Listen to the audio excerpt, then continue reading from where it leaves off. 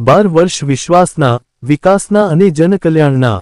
આપણું આંગણું અને આસપાસનું પરિસર સ્વચ્છ રાખવામાં અવિરત યોગદાન આપતા સફાઈ કર્મચારી પરિવારના સભ્યોનું ભારતીય જનતા પાર્ટી જમાલપુર ખાડિયા વિધાનસભા દ્વારા સન્માન કર્યું।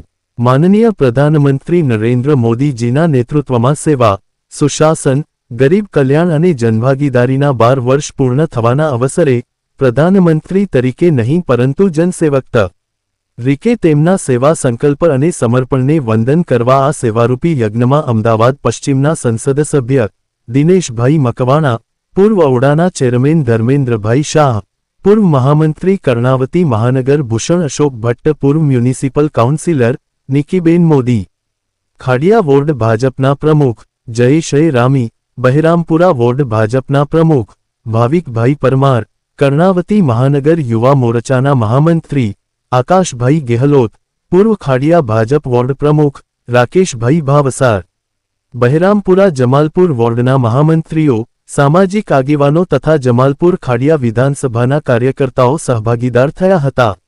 મો આરિફે શેખપાનવાલા મંત્રી અમદાવાદ શહેર। લઘુમતી મોરચા ભારતીય જનતા પાર્ટી રિપોર્ટર વસીમ પટેલ અમદાવાદ।